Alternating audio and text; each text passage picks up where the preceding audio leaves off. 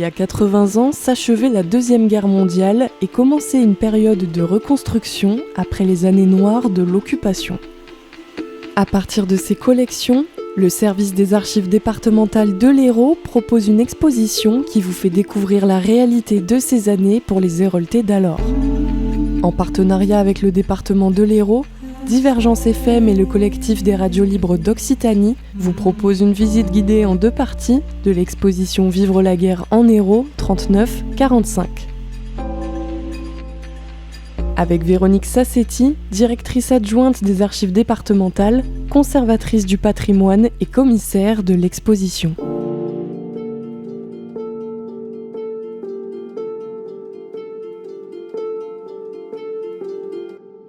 Bonjour, je m'appelle Véronique Sassetti-Aguilera, je suis conservatrice du patrimoine, adjointe de la directrice des archives départementales de l'Hérault et commissaire de l'exposition Vivre la guerre en Hérault 1939-1945, qui est une exposition qui a ouvert ses portes le 20 novembre à Pierre-Vive, au domaine départemental, et qui continuera jusqu'au 9 mai 2026.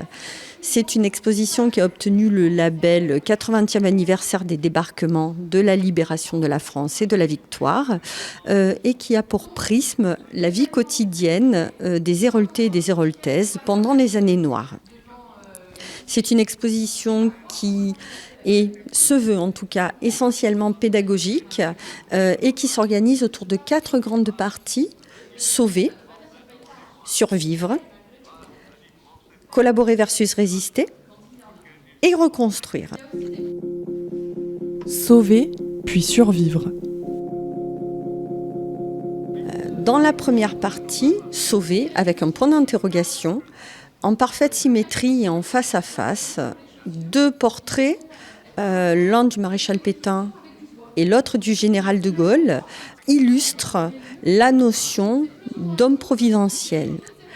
Il est intéressant de s'interroger sur justement cette notion d'homme providentiel en 1940, au moment de la défaite de la France. Le 17 juin, le maréchal Pétain prononce un discours qui explique aux Français que la France est vaincue et qu'il faut demander l'armistice. En réaction à ce discours, de Londres, le général de Gaulle, le 18 juin, prononce sur les ondes de la BBC ce qui devient le premier acte fondateur de la France libre, l'appel du 18 juin. Les 2 hommes se connaissent. Ce sont 2 militaires. Ils se sont rencontrés pendant la Première Guerre mondiale. De Gaulle a servi sous les ordres du maréchal. Il a été blessé. Il a été fait prisonnier. Mais il connaît ce militaire qui est d'un peu plus de 30 ans son aîné, pour lequel il éprouve du respect. Le maréchal, lui, a remarqué de Gaulle et lui demande en 1925 d'intégrer son cabinet parlementaire, enfin son cabinet ministériel, et de l'aider à rédiger un ouvrage. Il se trouve que la génération qui existe entre les 2 hommes pose rapidement problème et de Gaulle va quitter le cabinet très vite en 1926. Pour autant, au départ, il y a du respect. Beaucoup de respect. La défaite française et le fait que Pétain prenne le parti de déclarer la France vaincue créent la première fracture entre les 2 hommes. Il y a donc dans cette première partie une question qui est lancinante pendant ces années de guerre, à savoir si Pétain reçoit les pleins pouvoirs constituants le 10 juillet à Vichy de la part des parlementaires français. Il estime qu'il tire sa légitimité de cette remise des pouvoirs. De Gaulle, lui, s'estime légitime dans le sens où c'est le premier homme qui refuse la défaite, qui refuse que l'Allemagne soit vainqueur. De Gaulle se considère lui aussi comme légitime, alors que le maréchal Pétain le considère comme un traître. Pendant ces années de guerre, la notion de traîtrise va s'inverser. C'est-à-dire qu'en 1944, au moment où la libération de Paris est effective, et même bien avant d'ailleurs, mais au moment où la libération est effective de Paris, Pétain, qui était en Allemagne, revient et est persuadé qu'il va être bien accueilli par les Français qui auraient eu conscience qu'il avait tout fait pour limiter les dégâts. Il se trouve qu'il va être arrêté, jugé et condamné pour haute trahison. Le traître n'est plus celui qu'on croit à la fin de la guerre. Il y a dans cette partie des chants, des chansons de la résistance et des chansons aussi du régime de Vichy. Il y a des plaques tactiles qui représentent la Francisque et qui représentent la Croix de Lorraine, de manière à ce que le public malvoyant puisse aussi se rendre compte de comment étaient ces symboles qui ont représenté le maréchal Pétain pour la Francisque et le général de Gaulle pour la Croix de Lorraine, avec bon nombre d'objets assez insolite, un cendrier promotionnel Travail, Famille, Patrie, des cigarettes du maréchal Pétain qui étaient envoyées dans les colis des prisonniers, un sachet de graines envoyé par les jeunes de Pouzol au maréchal Pétain pour qu'elles puissent être replantées.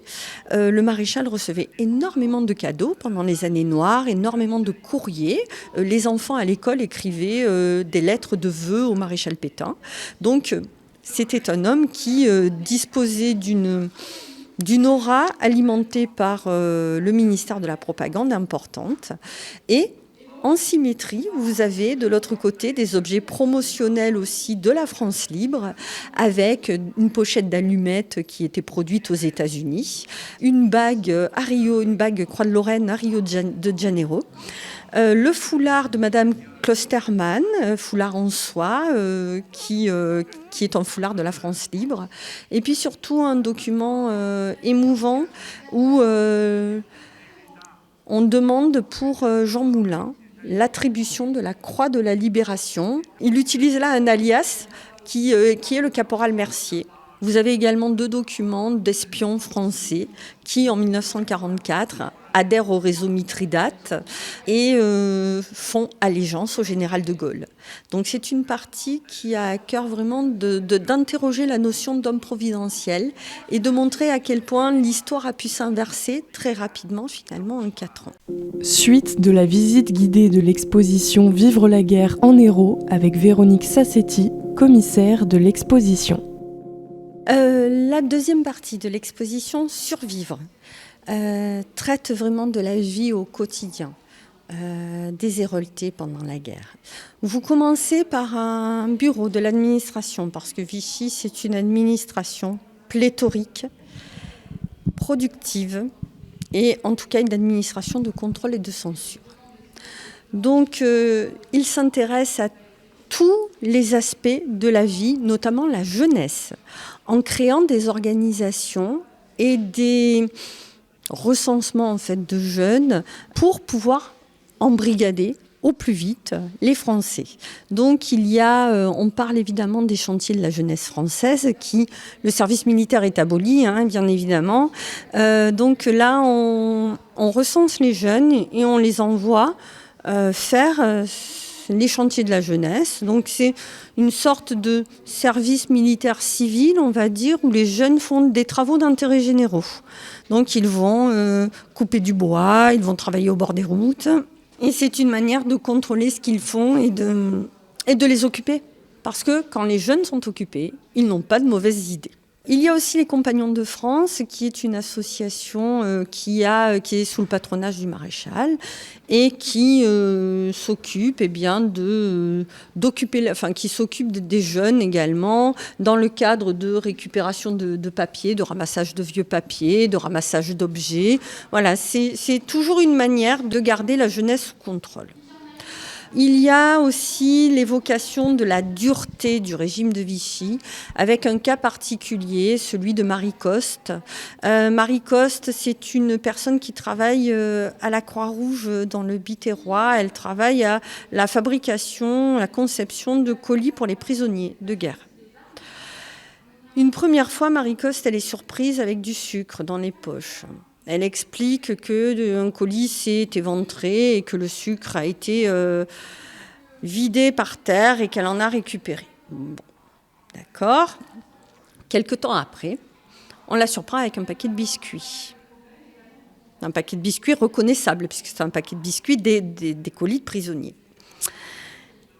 Et on lui fait signer des aveux écrits qui sont présentées dans l'exposition. Et elle explique, en fait, c'était pas du tout pour le vendre, elle n'a pas de pain, elle a faim. Ce paquet de biscuits, elle n'a pas pu résister. Elle va prendre 4 ans de prison pour un vol de paquet de biscuits dans un colis de prisonnier. Donc la dureté du régime de Vichy, c'est même au niveau, on va dire, le plus banal de la vie quotidienne, ça existe et Vichy sanctionne et ne pardonne pas. Vous passez ensuite dans une partie qui est consacrée à l'absence des hommes, que ce soit parce qu'ils sont prisonniers de guerre en Allemagne, ou alors parce qu'ils sont partis travailler en Allemagne dans le cadre de la relève ou dans le cadre du service du travail obligatoire. Donc, les prisonniers de guerre, en 1940, au moment de l'armistice, l'Hérault décompte un peu plus de 2200 prisonniers de guerre. Le chiffre va sans cesse évoluer parce que c'est très compliqué d'avoir des chiffres bien arrêtés dans cette période-là pour des hommes qui sont en Allemagne. Ces prisonniers de guerre, ils occupent l'esprit de toutes les familles à qui ils manquent. Et là, il y a encore un outil de propagande vichyste, la Légion française des combattants, qui s'occupe vraiment de la solidarité pour les prisonniers de guerre et qui délivre la bonne parole du maréchal. Donc ils vont visiter les familles, ils vont essayer d'obtenir des aides, alors d'envoyer des colis pour les prisonniers, toujours en expliquant que c'est le maréchal qui le permet. Vous avez la mise en place de loteries, la mise en place de livrets du prisonnier, la mise en place de l'heure du prisonnier. Les entreprises, les salariés pouvaient décider de donner 1 heure de leur temps de travail, la rémunération d'1 heure de travail pour les prisonniers de guerre. Donc vraiment une solidarité qui s'organise avec la vente d'objets promotionnels. Il y a un cendrier en cristal d'arc à nos prisonniers. On le vendait et cet argent allait aux prisonniers. Et puis la Chambre de commerce et d'industrie de Sète aussi qui a envoyé des colis aux prisonniers qui étaient commerçants. La relève, c'est un système qui est mis en place pour essayer de faire revenir les prisonniers. Donc sur la base du volontariat, on pouvait partir travailler en Allemagne et pour 3 personnes qui partaient dans le cadre de la relève, un prisonnier de guerre était censé revenir. C'était homme ou femme, indifféremment. Ça a plutôt mal fonctionné. Même si des Héraultais ont fait le choix de partir en Allemagne, c'est pas forcément un choix par idéologie. Ils n'étaient pas forcément favorables à l'occupant, enfin en tout cas aux Allemands. Eux, ce qui les intéresse, c'est soit d'avoir une rémunération garantie parce qu'ils sont une charge pour leur famille et que leur famille n'arrive pas à vivre. Donc ils partent travailler en Allemagne parce que c'est plutôt bien payé. Soit ils essaient d'échapper à une condamnation. Donc là, ils se disent, plutôt que j'aille en prison, je suis volontaire pour aller travailler en Allemagne. Soit effectivement, ils peuvent y croire en se disant oui, je vais aller travailler en Allemagne parce que c'est le sens de l'histoire, il faut que je m'adapte. Il y a d'ailleurs des facsimilés dans l'exposition qui présentent des brochures et notamment une brochure qui s'appelle « Travailler, vivre en Allemagne ». Quand vous regardez cette brochure, vous pouvez la consulter. Eh bien, quand vous la regardez, vous ne pouvez être que convaincu par le fait que ça doit être très très bien. Donc la propagande, elle est quand même très bien faite. L'idée, il y a quand même un avertissement sur la couverture, en expliquant que c'est un document qui a été fait dans le cadre de la propagande de Vichy, pour que personne ne pense que nous faisons la publicité pour aller travailler en Allemagne. Non, l'idée, c'est que vraiment, les gens n'aient vraiment pas de doute sur ce qu'ils ont dans les mains, c'est-à-dire un véritable outil au service de l'État français. La relève ne fonctionnant pas, en 1943 est élaboré ce qu'on appelle le service du travail obligatoire. Le service du travail obligatoire, c'est un recensement en fait des jeunes, comme la conscription, la même chose. On recense les jeunes et en fonction de l'âge, eh bien on leur dit tu vas devoir aller travailler en Allemagne pendant 1 année, pendant 2 années, voilà en fonction des évolutions et des besoins surtout de l'Allemagne. Donc vous avez le registre de recensement de Georges Brassens, qui est présenté dans l'exposition. Brassens, il est appelé pour aller travailler au STO, enfin, il est appelé STO, et Il a quand même causé au préalable quelques difficultés à sa famille. Il était un peu turbulent, jeune. Donc il se dit, autant que je parte en Allemagne, je ne vais pas causer plus de problèmes à ma famille. Donc il part au STO. Et à l'occasion d'une permission, il rentre en France. Il n'en repartira pas. Il déserte en fait. Et il va passer une année, un peu plus d'une année à Paris, chez un couple chez Jeanne, notamment. Voilà, donc, et il aura l'idée de commencer à écrire des chansons, et La Canne de Jeanne, notamment, est une allusion vraiment à ces années-là.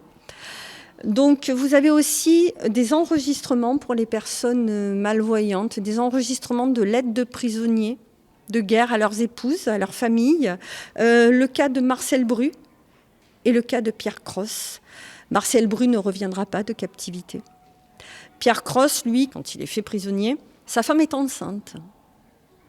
Et il apprend qu'il est papa d'une petite fille. En 1944, pour la dernière lettre, qui est une lettre de soutien à son épouse, on comprend que cette petite fille est morte. Donc cet homme, qui est nommé pendant sa captivité instituteur à Frontignan, cet homme n'aura jamais connu son enfant. Et c'est ça aussi, la vie quotidienne pendant les années noires. C'est vivre l'absence vraiment de ceux qui ne sont pas là. Dans l'exposition, vous entrez aussi dans un salon des années 40, où vous avez beaucoup d'objets, notamment une radio TSF qui diffuse des chansons sur l'absence des hommes, justement. Les années noires ont été des années de création artistique, et que ce soit Lise Gotti, Léo Marjane, ce sont des interprètes qui ont chanté les femmes dont le mari était prisonnier. Vous avez des chaussures avec des semelles en bois, et là aussi il y a eu des chansons sur les semelles en bois. Notamment Maurice Chevalier, que vous pouvez entendre aussi. Et puis vraiment des objets du quotidien, des tickets de rationnement, des assiettes de propagande pour le maréchal Pétain. Vous avez également des cartes de priorité de mères de famille, et puis des gravures de topinambour, rutabaga et chicorée. La chicorée étant un succédané du café, tout simplement, qui n'était pas cultivé dans l'Hérault, mais que vous pouviez parfois trouver sur les étals, rarement d'ailleurs, et le café était souvent remplacé par des glands de chêne moulus. J'avoue que ça laisse pensif aujourd'hui de se dire on pouvait moudre des glands de chêne pour essayer d'en faire du café. Je pense que ça ne devait pas être trop terrible. Voilà, avec des outils de propagande. Vous avez une ardoise Travail, Famille, Patrie pour les écoliers, un cahier d'écolier où il était écrit Vive Pétain. La propagande était partout. Mais quand même, quand vous ouvrez des tiroirs, vous vous rendez compte que dans ces tiroirs un peu secrets, du buffet notamment, vous avez Le Silence de la mer et La Marche à l'étoile de Vercors en édition clandestine aux éditions de Minuit. Et puis vous avez aussi une lettre, la lettre de René, qui est un jeune homme requis au service du travail obligatoire et qui explique à sa mère qu'il est parti. En fait, il lui dit « Quand tu te lèveras, je serai loin, je pars avec des copains. Si je peux te donner de mes nouvelles, je t'en donnerai. Je prends 1000 francs et les 2 pièces en or qui étaient dans le tiroir. Et ne te fais pas de soucis pour moi. Et puis prends soin de toi. » La vie pendant les années noires, c'est aussi ça. C'est des situations individuelles et personnelles qui justement expliquent l'attentisme, quelque part, des Français. Vichy, c'est aussi les peurs et discriminations, où vous avez vraiment l'explication par quelques documents choisis des révisions de naturalisation, c'est-à-dire que l'État français va réviser les attributions de la nationalité française et rendre des gens apatrides parce qu'elle ne les estime pas dignes d'être français, notamment les Juifs, notamment certains Espagnols républicains. Il va tout contrôler, en fait, l'État de Vichy, jusqu'aux lois antisémites, vraiment, où 1940, le statut des Juifs, et 1941, l'obligation de recenser les Juifs. On ne rafle jamais aussi bien que les gens qu'on a recensés. Avec de la propagande, avec l'obligation d'inscrire la mention juif sur les cartes d'identité. Et puis vous avez en dispositif sonore pour les personnes malvoyantes le PV de la préfecture d'organisation des rafles d'août 1942 dans l'Hérault, où il est clairement indiqué, évidemment, les Allemands ne sont pas en zone libre à ce moment-là, ils arrivent en novembre 1942, c'est l'administration, la police et la gendarmerie française qui organisent ces rafles. Donc, on explique que ça se passera très tôt le matin pour éviter que la population ne soit trop émue de voir des familles embarquées, parce qu'il y avait eu au mois de juillet déjà la rafle du Veldiv à Paris et qu'on avait pu mesurer ce que ça pouvait donner comme réaction, en tout cas au sein de la population, que les personnes pouvaient emporter leurs bijoux, leur argent, leurs valeurs, et qu'une fois arrivés en camp, notamment à Drancy, ils pourraient les donner à une personne de confiance, avec quittance, parce qu'une fois parti en Allemagne, il ne pourra apporter que 30 marks. Et tout ça est vraiment clair, cadré, précis, comme sait le faire l'administration de Vichy. On présente aussi 3 situations. Celle d'une entreprise, la ruche du Midi à Béziers, qui a été spoliée pendant la guerre. William Stern, qui est un médecin qui a été arrêté, déporté à Auschwitz, dont il ne reviendra jamais. Et un multimédia sur Sabine Zlatin, puisque la colonie des enfants de Dizieux prend naissance dans l'Hérault, avec la colonie des enfants de Palavas. Et ce multimédia raconte son histoire. Nous vous avons proposé une visite guidée de l'exposition Vivre la guerre en Hérault 39-45 en compagnie de Véronique Sassetti, directrice adjointe des archives départementales, conservatrice du patrimoine et commissaire de l'exposition. Cette exposition est gratuite et accessible à toutes et tous et vous pouvez la découvrir jusqu'au 9 mai 2026 dans les locaux du domaine départemental Pierre-Vive à Montpellier. Merci à Madame Sassetti pour sa disponibilité. Un programme réalisé par Divergence FM et le collectif des radios libres d'Occitanie en partenariat avec le département de l'Hérault.